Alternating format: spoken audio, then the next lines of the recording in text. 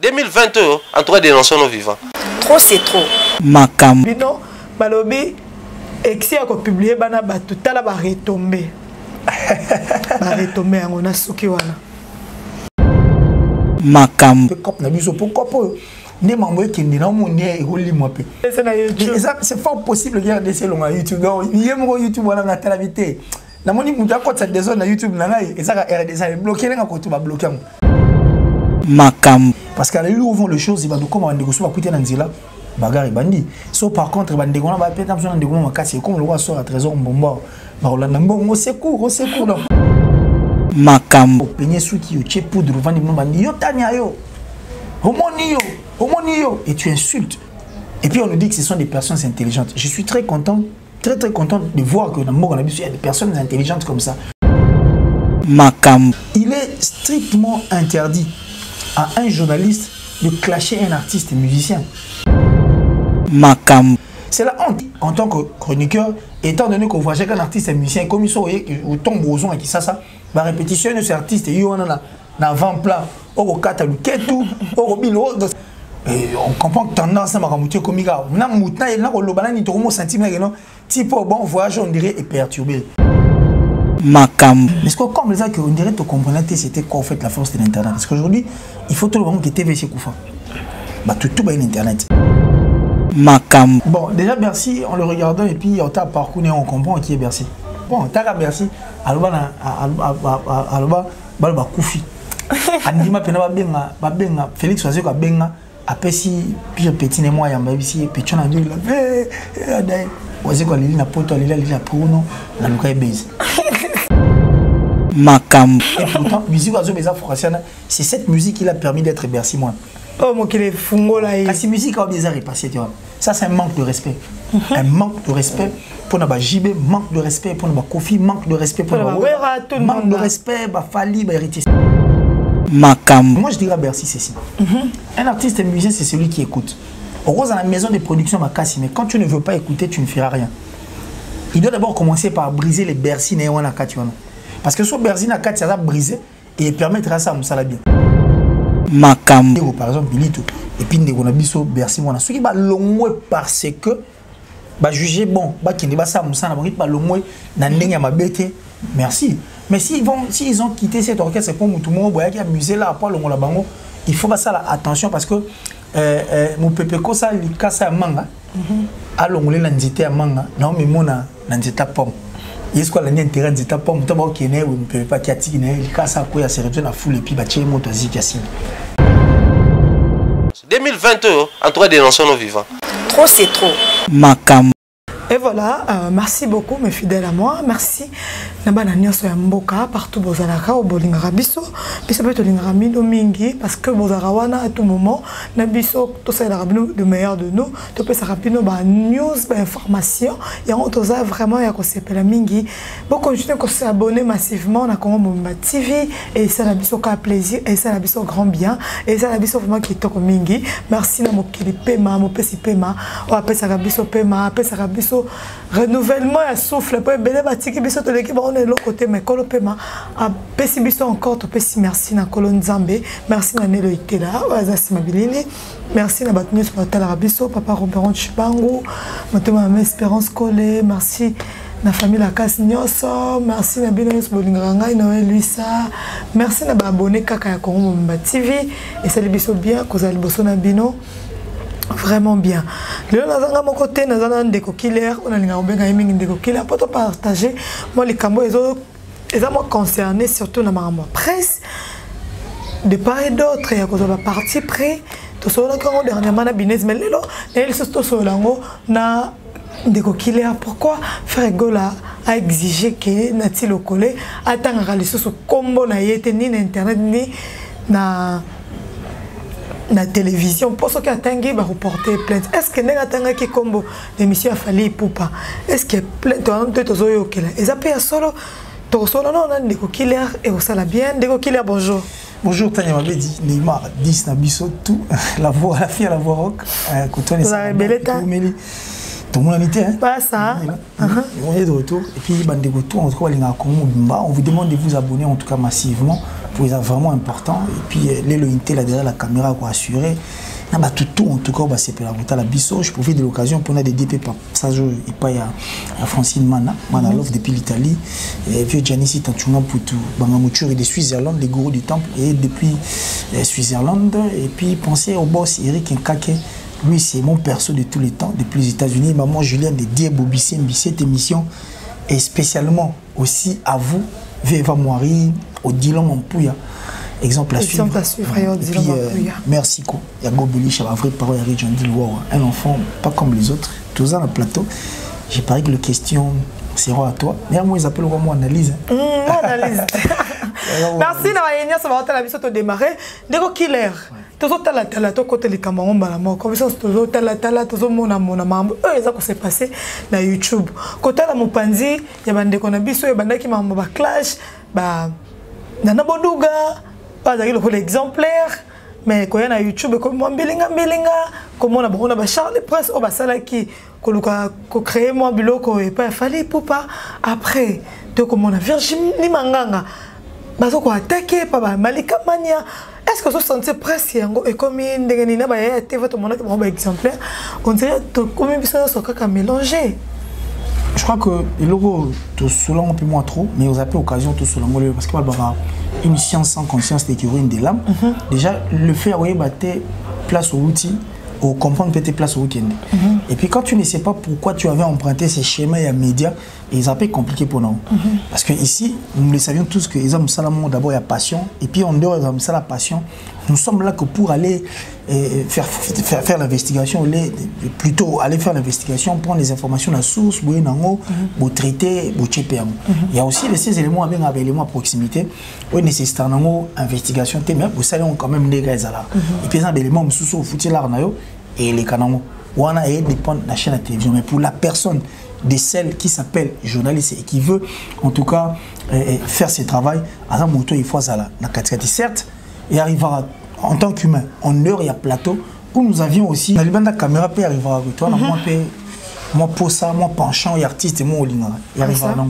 Mais quand on est sur le terrain, qu'on est en train de faire un travail autour d'un boulot noble, il faut neutralité et pronara et puis il faut être sur la ligne en tout cas.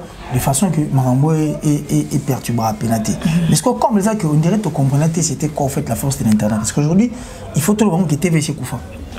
Bah tout va en internet.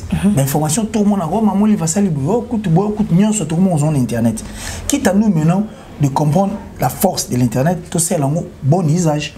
Parce que ça virage ya souka. Il y a presse, et les derniers supports où ils ont permis que nous soyons tout aussi à l'ango, donc c'est savoir que support aux yeux, support à ma casse.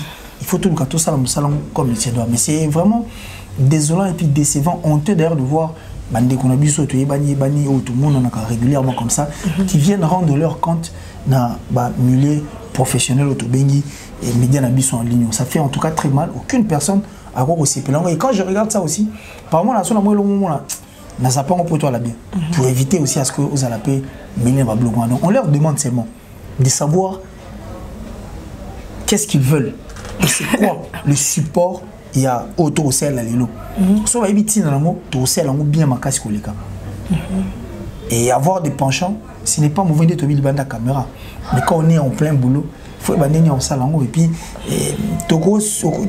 comment dirais-je que dégénérer situation où s'attendre dans moitié parce qu'à l'élo vont les choses il va comme on négocie pas quitter dans zela bagarre et bandit. Sauf par contre bandi on va peut-être besoin de ma casse comme le roi sort à trésor bomba.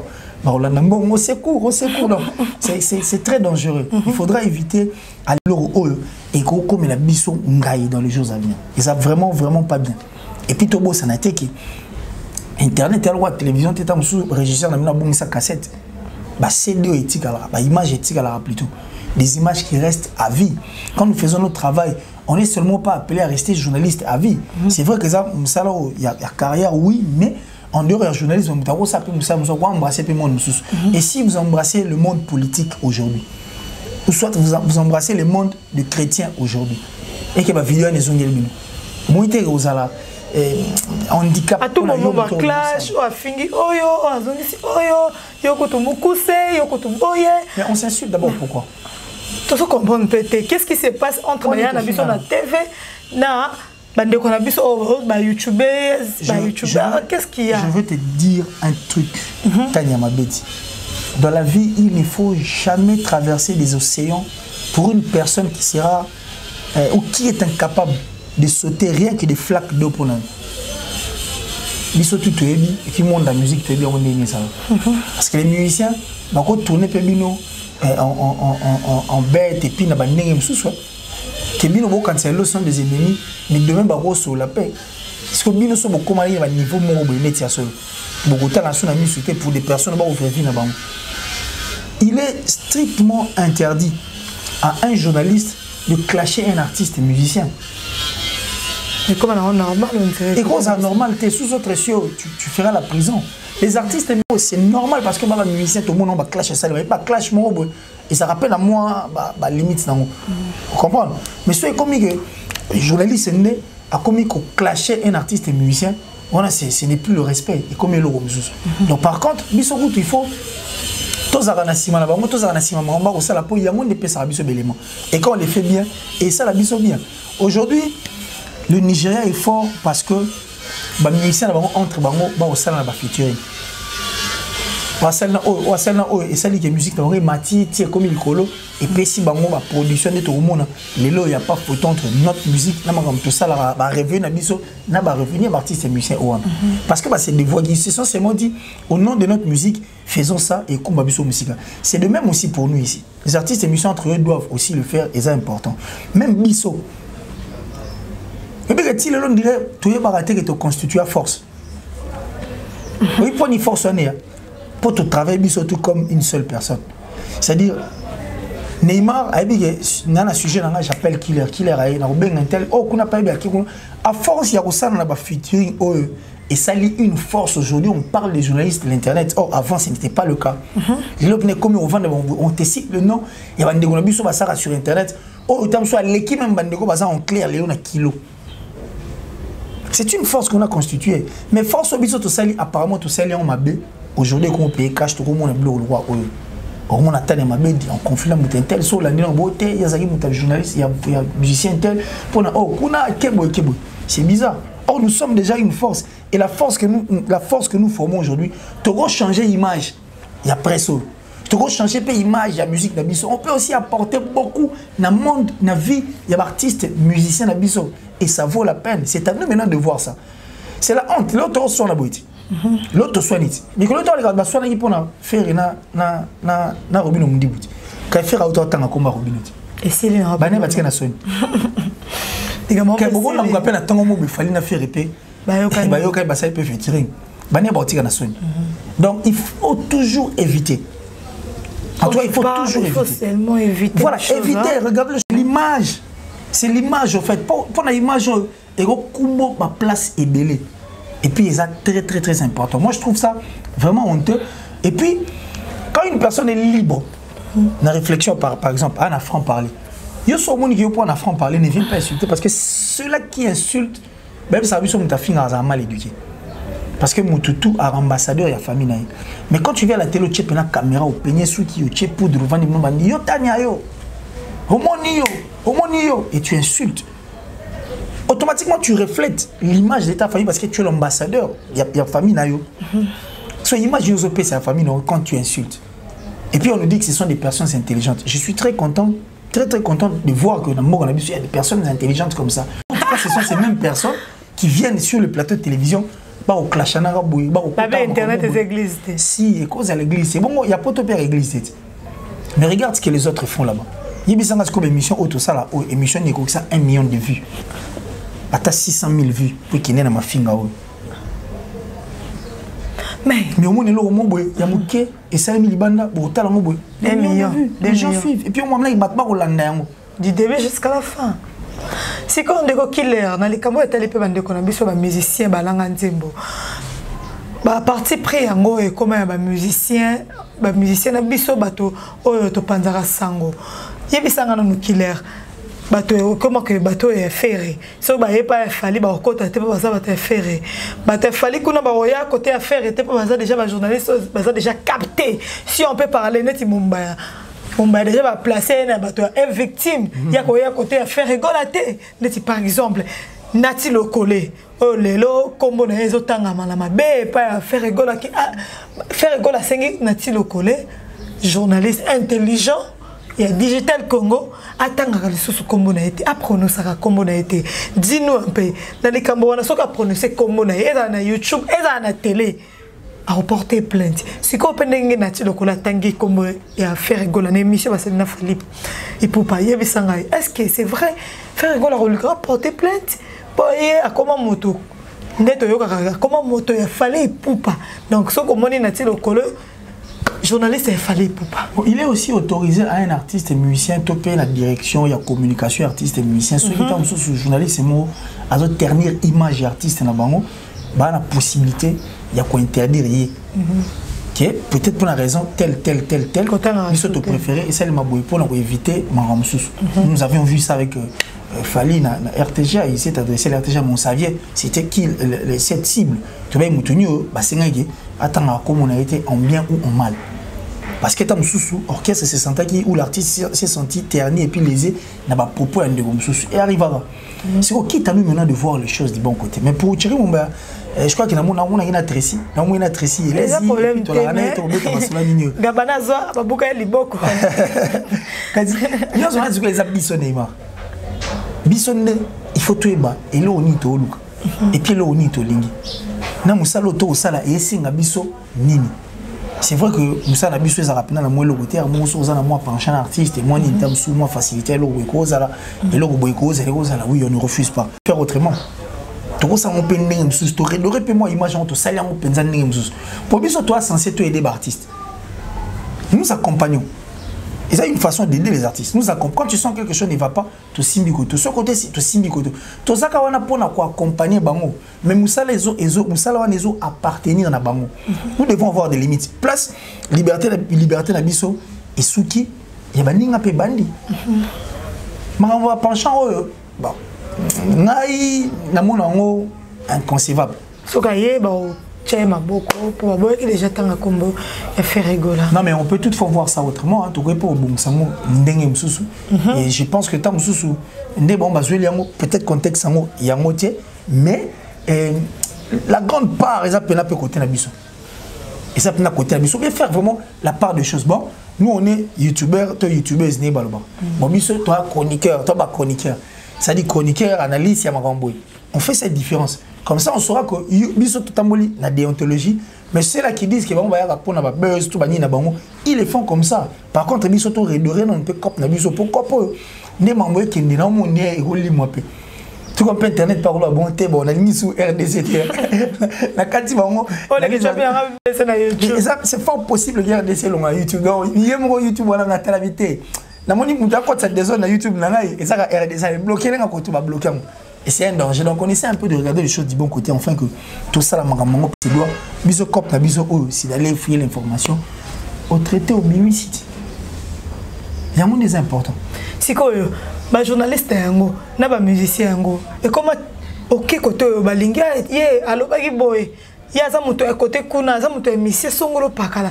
Tout c'est là. Au moment où na musa na biso on peut comme et ils ont souvent l'alerté. Et qui tire, il faut qu'il t'avance parce que ça la part de choses. To za ko kaliso ko c'est pas noté. Na musala ngo to ko ça la part de choses té Neymar.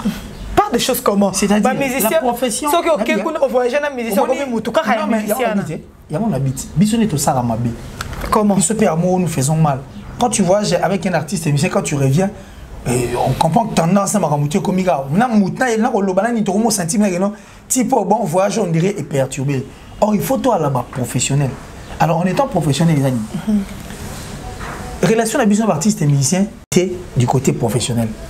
C'est comme sous journaliste c'est moi comme moi si musicien toi musicien moi comme moi si journaliste. Il faut pas différencier. C'est-à-dire oh ça vie amoureuse, oh ça vie na biso professionnel. Biso ce que tu mêler makambo tout placement. Donc ça part des choses on a dit. C'est-à-dire soit ça part des choses mais belé comme la bisoté. Le fait que toi ça part des choses c'est néanmoins toi se retrouver au monde qui en tant que chroniqueur étant donné qu'on voit chaque artiste et musicien comme ils sont au tombe aux qui ça va répétition de ces artistes et on a avant-plan au catalogue tout au bilo donc ça dit tu donnes déjà une autre image. Or aurait pas vous allez passer. Au qui peut vous aller effacer. Mais on sait que tu as voyagé avec tel artiste, donc tu es au centre à Makam. C'est-à-dire c'est de là où vient le plus grand problème. Nous devons maintenant faire la part des choses. C'est-à-dire côté professionnel, un côté sentimental, soit un côté amical. Soit on a tissé des relations comme ça avec l'artiste. Mais tout le monde dans Liban. Mais ça, il y a la TV. Où ça non. Il y a ici. Le Koumoussam. Enfin le Koumoussam. C'était un ami de l'homme Makiad. Mais sur le plateau, c'était une autre histoire. Et puis, il ne s'empêchait pas de parler avec Kabassel. Il ne s'empêchait pas de parler avec Rochero. Il ne s'empêchait pas de parler avec tous ces artistes et musiciens. Mais tout le monde savait que c'était l'ami de Luambo, avec qui pendant à l'entrée, ils se partageaient et puis manger ensemble. Mais quand c'est la profession, c'est la profession. Même dans la poto monde à Ghana, il y a un petit artiste et musicien. Tom Michel Drucker, un artiste et musicien. Bali. Mais avec la différence, il y a profession, la vie, quand il est sur le plateau, c'est un journaliste. Quand il est à l'extérieur, il fait autre chose. Toi, tu n'as jamais été ami à un musicien? Plusieurs fois. Bon, aussi, bon. On sait la monde. Mais si on a comme c'est à nous maintenant de voir les choses du bon côté. Il faut des mises au total parce que c'est maintenant ou jamais. On avait dit 2022, c'est dénoncé vivant. En dehors, c'est dénoncé vivant. Il y a autant la chronique au niveau des médias en ligne et qui est parce qu'on avait déjà constitué une force. Surtout et cette force, les artistes et musiciens, comme un peu comme Bang. Au tel ma bête, moi, la caméra à régler ma caméra, puis à lobby à Silici, 40, 50, 60 000 vues. Et puis on va appeler les coutures sentir va retomber. Il y a des émissions qui vont comprendre que oh, tel ma mélibossia qui les quatre. Mais maintenant que nous avons constitué une force, pourquoi ne pas soigner, redorer l'image à force au pot to kumbangondengi msous. Pour Internet, comment on lobby ça même TV. L'Internet fait parler la télé. L'Internet fait parler la télé. Et puis l'Internet est permettre d'informations comme il a battu. Tout à l'heure, on a sens. Merci beaucoup, Ndeko Killer.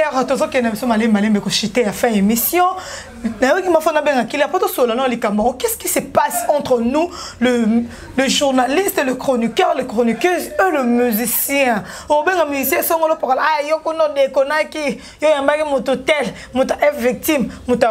Qu'est-ce qui se passe? Musala ngoto donc to soyeba te ou anono na kati ya musala au men killer kiles to sola na likamba merci mwana to sola ka ngoma mukenga yo ba resi baza to mega ko pesa mo feeling yo se ngai eloko bersa sali libanga o ezo risquer excuse ezo risquer mo ndenge mo boena miange mi demo lelo to leli to la muki to moni merci mwana azali susu te na groupe ya la team wata alongwe. Alors, moi, parce que la raison, il y a une répétition, à moi, ça la générique, il était surpris, comment il y a Azawana, informé et l'eau monté. Et c'est lui qui est de Okasongo, il a besoin de suivre, il a une musique qui est repassée, musique qui est mettre Tarawana, c'est non repassé. Donc, tout cela. Tant qu'il héritier Watana, son émission, il a bien parlé. Donc, et ça, on sent que je passe. Comment ça, musicien, animateur, en plein studio, album Zananzela, et Zoya Batchela qui m'a monté, mon aberci, mon abayo, quand il est sous le million, je mets des mots. Mais le Kowana est boosté, donc, brutalement comme ça, qu'il est laisse. Bon, déjà, Bercy, en le regardant, et puis on t'a parcouru, on comprend qui est Bercy. Comment ça va comprendre? Déjà, en regardant Bercy, on comprend. T'as Bercy, Alba Koufi. Andima Pena Babenga, Félix Oazé Babenga, Apesi, puis petit et moi, Yamba ici, Pichon a dit la Oazé Lili na poto, Lili na Pruno, na Luka Base. Sans qu'il y ait informé présent. T'as la passion à Pesa Oazé, tu Oazé Ko Kata ici. Vanda. Et on l'a vu dans la maison mère, on l'a vu chez Ferrigo, qui n'est pas Ferrigo là, moi il n'y a pas là. Tout le monde n'est pas la maison mère. À ceux qui pas Ferrigo là, au moins, c'est là, c'est là, allons les sous-sous. Après, Ngambou, et ça, il se retrouve dans la prison. Après la prison, héritier, va t'en revient. À l'objet de Bissot, la TV, que seule récompense au Européen, c'est héritier. À mon cas, c'est un orchestre. Et maintenant là, tu n'exis même pas une année à l'encontre de ma propos. Yemoka s'est contribuer et puis il se retrouve devant une musique qui est repassée. Et pourtant, musique c'est cette musique qui l'a permis d'être Bercy moi. Oh mon qu'il est fungo là. Quand cette musique a déjà repassé, tu vois. Ça c'est un manque de respect. Un manque de respect pour na ba JB manque de respect, pour na ba Kofi manque de respect, pour na ba manque de respect, ba Fali, ba héritier, c'est vraiment un manque de respect. Si qu'on a envie de permettre on va vivre, pour mon année ba uzala, mon année ni ba goyeba. Mais c'est cette musique de Tcheli Maël, toi tu viens pour dire que c'est une musique qui est non repassée. Bon, on attend lui Bercy avec sa musique repassée, Neni et au Kendela et puis Total assis réellement à ça Maramboisa contrainte. Mais moi je dirais à Bercy c'est ça. Un artiste et musicien c'est celui qui écoute. On rose dans la maison de production ma casse, mais quand tu ne veux pas écouter, tu ne feras rien. Il doit d'abord commencer par briser les Bercy Néwana Katiwana. Parce que sur Bercy Nakati ça va briser et permettre à ça Moussala bien. Une très belle chanson. Le roi est comme moi le roi est comme un niveau à musique repassée, c'est une très belle chanson. Mais la musique non repassée, et au bouger, et sim, et au benda, mi-ange, mi-démon, na niveau là. Mais puisque moi, avec la musique non repassée, ça va.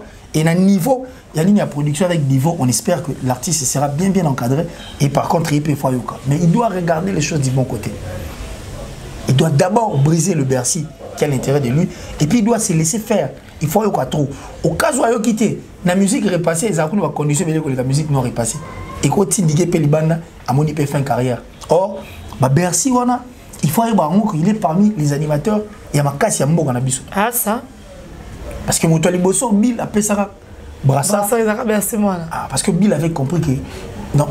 On sait, messieurs, Azana, on est loquamo. On comprend des loquamo, on a alors, oh, Baza relève Nabisu à lobby. Tu vois? Mais par contre, tant que pêche au brassard, tout le monde ou à ça, on a dit récupérer brassard. Bon, soit bref. Bercy doit maintenant savoir ce qu'il veut et ce qu'il veut faire. Et ça vaut la peine qu'à se briser. Et puis il y a Kedel Bosso. Bon, enfin, on n'a pas besoin de perdre cet artiste. Il est bourré de talent. Mais avoir les talents ne suffit pas. Le respect, est aussi important. Donc, bon, on a Libanga. Bon, on a une chanson avec du robot et puis avec une dame là, brune, que j'avais vue là. Et ça dit un peu bien. C'est bon. Pas continuer là, ils bien. Ce n'est pas mauvais, pas continuer là. Mais mi-ange, mi-démon. Je pense qu'Héritier Watanabe, rien n'est encore perdu. Tout le monde peut dire Diego Milito. Azupé quand nzembo moko zaki na mi-ange mi-démon et pas bimisi yango déjà. Nzembo nemo. Babé zaki nzembo na ye. À récupérer yango. Bon, et ça peut fauter. Voici ma main droite est ouverte. Kabyle pas béton. Mais est-ce que quand tu dis ça, canne à sucre. Dès qu'on a mis sur les jachons, on a pas bêta monter. Casse.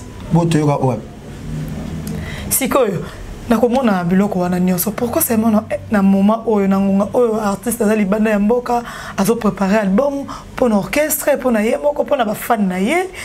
Bino awana kin boko longwa ka moko sima muninga. Qu'est-ce qui se passe? Bon, je crois que Marambo est un mot d'une nouveauté. Et ça Marambo ici ça là parce que héritier mo pas le mora.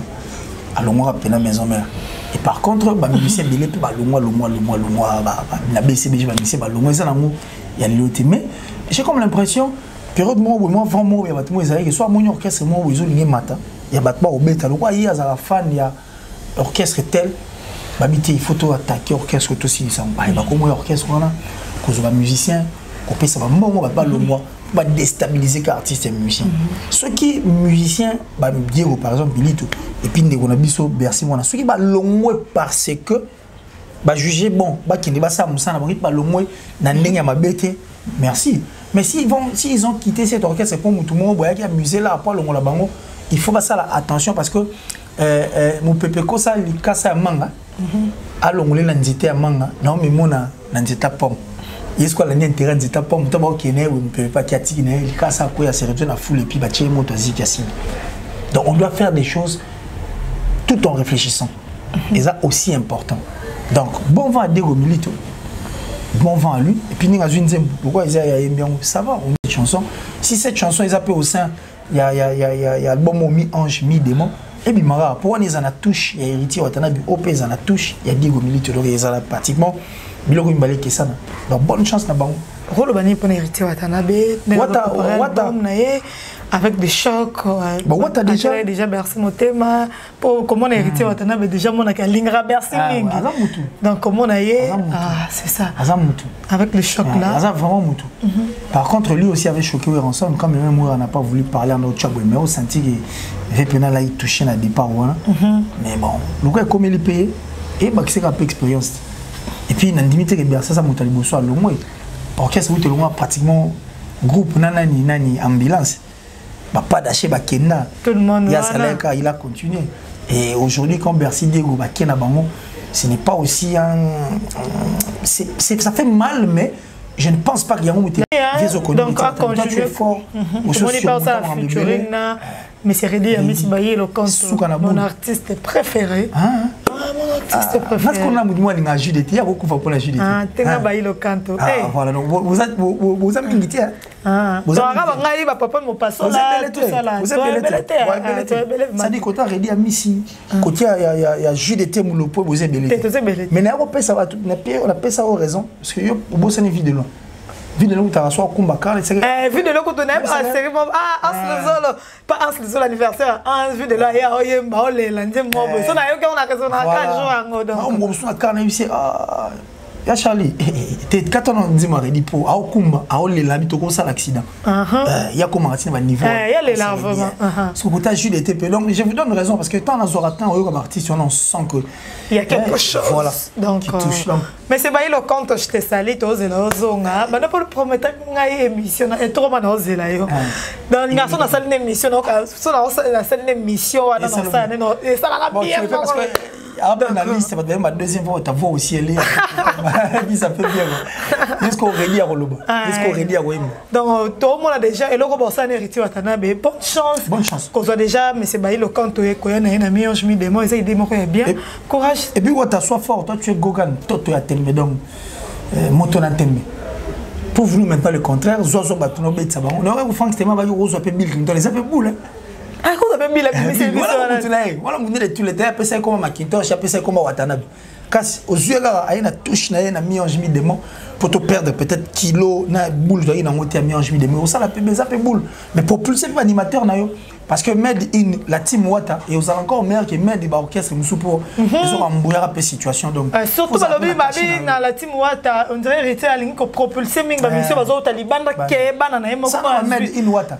Faut ça là non yo peut bana et yo moko po ça la peut bien tout le monde peut na Fabregas Fabrice ko ta binisi ba tele Fabre tout le monde est au bien filé tout le monde maman Fabrice tout le monde Yamado tout le monde maman Fabrice avec les danseuses même merveille Yamado ça la bien azo que ne ba Côte d'Ivoire so épaté bazo bengi si bazo nominé donc tout ça là azaki pe na temps ya kozo bana na ya formé ba OK azo bana mo libanda après ça bon makam ça la lelo Made in touche, il y a la team Wata. Et ça va bien. Merci beaucoup. Merci beaucoup, Ndeko Killer, comme la personne à Souka. Pour Bill Clinton. Balobi Bill Clinton, musique, il fallait bêta, oh, bersa, so bêta. Ba style bersa, à Ken, biso, mamingon, na bango, ba bersi musique. Pourquoi Bill a se retiré, car Nandombolo, pourquoi quand elle a biso na style, oh, monsieur, Deo Kassonazui a retiré notre bersi. Pour ça là on linga ça là parce que non parce que artiste moi musique na biso et zappé non chiffonné musique chiffonné chiffonnement na moi ça là que beaucoup ya guitariste moi va mettre la guitare kitoko tant à l'homme orchestre à qu'est-ce l'orchestre il est au lieu que atika la président la guitariste m'habiter natika guitare na mata na za liboso pour na yemba or tout monde ba leader pe orchestre moi mingi il y a libanda pe tam sou aza ko l'orchestre mais azaka tam sou fort na cœur tam sou ka fort na guitare il reste à la guitare il continue à jouer sa guitare et à faire ma kamne mais so aux animateur seulement animateur il faut oya comme un chanteur oyemba oh quand tu vas devenir chanteur c'est vrai que oyemba mais tu ne vas pas donner le meilleur ne bande comme sou basala c'est ça parce que il pouvait donc pour la bango pour un leader il faut ka oyemba non au ça la musique non kutunga na kama nini Bill Clinton a compris na ngote yemu yoka style Mumber et puis so banzembu na achana le marquis tu vas comprendre que ça c'est le cachet de Bill Clinton ça c'est du Bill soyez tam so mutu ala yina nga ki ba port d'Amsterdam ba sans papier c'est la touche c'est ça Bill Clinton yana ba Bill tika on distrait ngai Bill déjà il m'a parce que le bien lo linga po lo kwa yo mutu bandai makambo pe ba style Mumber kasi omoni ke ndekona biso merci moi tu vas bêter libanga yoka libanga onde qui touche non peut avoir net libanga yo donc quand tu fais biso ça les questions tu on a TV tu tu musique ma kadima yo oh que biso so ka goût kadima yo to bi na ngoma ko na ndako kadima style ya Bill wana on dirait perdant au cabo. À perdant les Bill, arrête de vivre dans l'illusion. Zonganan, non qualité. Non, coxy 42 ans. Ah ben celle de Yaming. Tiens, non, ça lui trop. Bon, est-ce qu'on soit ça lui trop pour faire ça lui. Bah ouais, on va ça lui. Hein? Dans Journal, il y a en France, ça lui. Pascal Obispo, il le bas connu au ça, Jean-Jacques Goldman, a tiré distraction à bêta zongananduli. Et c'est important. Nous, le dans le monde, dans la dimension de qui c'est ça là. Et comment à bêta de ça la bille. Oh le maman, eh bien la fille la côté bon chuké. Kasi tu zongana. Wa makamna yo. Zongana ça la bien. Et ça non en tout cas bien, on a besoin de Bill parce que cette voix là n'est qu'était. Et ça non. Merci beaucoup Ndego Killer comme la personne à souka émission. Donc mais c'est Baïlo Kanto, redis à Miss si je t'attends. Zongana Baïlo. Non, c'est là vraiment, non, c'est là. Non, je moi comme je en ce moment mboka. Alinga redis à Miss fort. Mais n'entend comme on a été. Donc à la soirée comme on dit on a bien passer na ba passer na mona na que ne ba terrain ba zélo, on a 1000 francs. Au faut transport à 500 commis, au sont mis pas 200. Oh yo quand on dit mon effort motivé voilà. Il y a motivé aussi beaucoup de gens. Mais c'est redit à Miss. Je vous attends. Moi de la fin de rendez-vous. Mais bon, je suis très content que tu aies pensé encore une fois là à moi. Donc, bandego toi, abonnez-vous massivement. Merci comme ça, allez le Intel. Voilà comment on a Équateur. Et puis, Tania Mabé Limar, 10 Nabiso, grand merci. À Francine Mana. Olinga Francine Mana. À la Moutumakasi. Ah, Moutumakasi fort. Elle est apparemment capricieuse, mais Moutumakasi. Donc, Francine Mana, Manalov depuis l'Italie, la maman de Belen et de Rahim.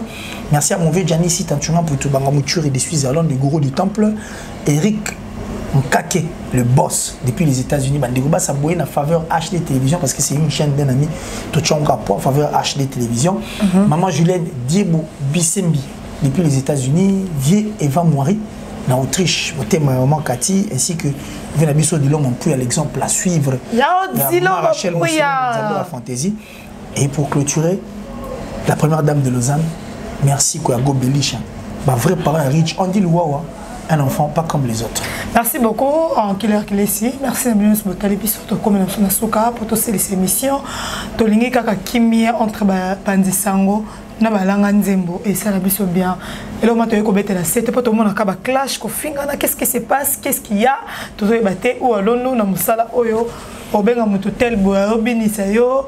Yo sala pa yo kakyo yamba mutu tel bo sala mission comme mutu ne to mutu batanzambe to kuma batabande. Mana mutanzambe, na pasteur na ngate mutanzambe. Parce que comme ça biso makambo non, c'est pas normal. Donc merci Tony Kimia wana baya na biso TV, baya Charlie, baya Virginie, baya Nana, Tony Kimia baleki na bino ya YouTube. Et ça seulement que to côté ba clash wana ko finga na wana, na net to ebela bino ba level wana, to ebela bino na ba combo na bo wana, bo se rabaisser bo finga naka, bo kota makambo eza ya bino te mutu na makolote, po finga ki musicien songolo par ba ba déclencher guerre na yo et tout ça qui te côté ma belle famille ba na bana bakoli et tout ça vraiment propre tete ba kobongisa et si kawana et ça la bien merci na ba musicien nyonso ya mboka toto zela bino balobi exi a ko publier bana ba tutala ba retomber on a suki wana 2022 en 3 dénonçons nos vivants. Trop c'est trop. Makam.